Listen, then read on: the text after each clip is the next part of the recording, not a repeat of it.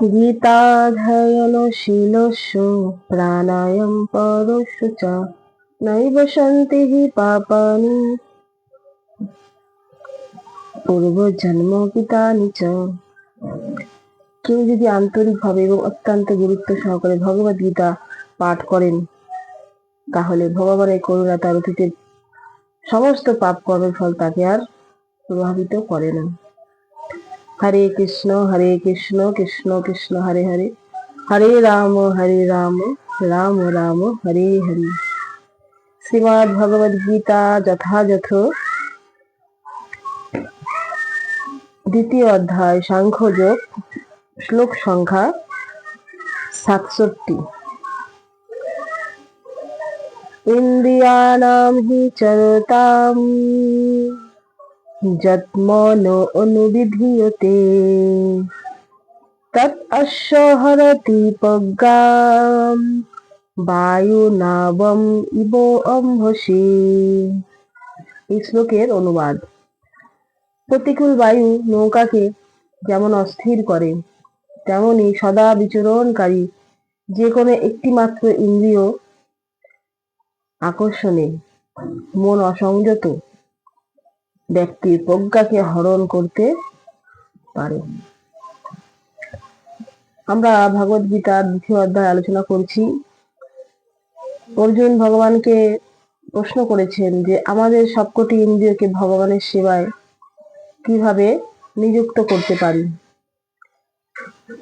তো আমরা এর আগে আলোচনা করে আগের শ্লোকে আমরা জানতে পেরেছি। এখন এই শ্লোকে ভগবান বলছেন, যখন নৌকা চলে নদীতে তখন কি হয়, যেদিকে প্রতিকূল বায়ু প্রভাবিত হয় সেদিকে নৌকা যাওয়ার চেষ্টা করে। তো ভগবান বলছেন যে যদি আমাদের কটি ইন্দ্রিয়, পাঁচটি ইন্দ্রিয়কে সমানভাবে ভগবানের সেবায় যুক্ত করতে হবে। তা না হলেই আমাদের মন অসংযত ব্যক্তির প্রজ্ঞাকে হরণ করতে পারে। আমাদের যে পাঁচটি ইন্দ্রিয় আছে, চক্ষু, কর্ণ, নাসিকা, জিহ্বা এবং ত্বক, আমরা সকলেই জানি, আমরা পড়েছি। তো এই যে সমস্ত কটি ইন্দ্রিয়, পাঁচটি ইন্দ্রিয় সেবা ভগবানের করতে হবে। কোনো ইন্দ্রিয়কেই যুক্ত না করে আমরা অন্য কোনো কাজে লাগাতে পারি না। তাহলেই আমরা আমাদের যে চেষ্টা, সেই চেষ্টা থেকে আমরা ব্যর্থ হব। যদি আমরা এই চোখ দিয়ে ভগবানকে দর্শন না করি, অন্য কিছু দর্শন করি, তাহলে আমাদের ইন্দ্রিয়টি ঠিক কাজে লাগলো না।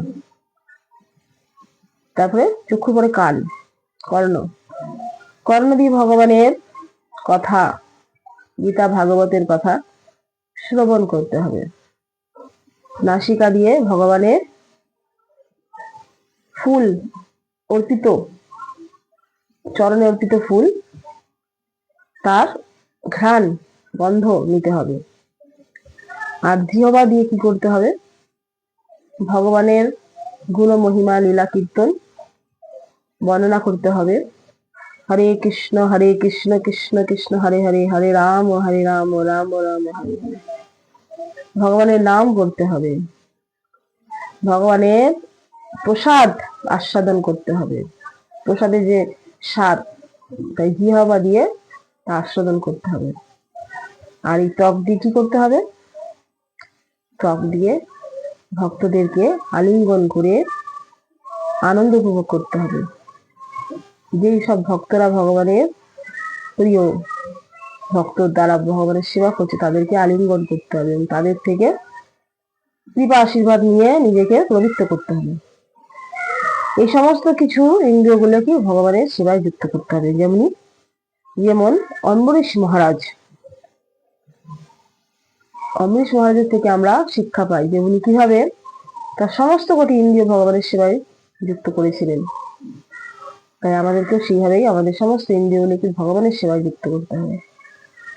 হরে কৃষ্ণ কৃষ্ণ কৃষ্ণ হরে হরে, হরে রাম রাম রাম হরে হরে। জয় শ্রীমদ্ ভগবদ গীতা যথাযথ কি জয়। জগৎ গুরু শিল প্রভুপাদ কি জয়। পতিত পাবন গুরু মহারাজ কি জয়। নিতাই গৌর আনন্দে হরি হরি বল।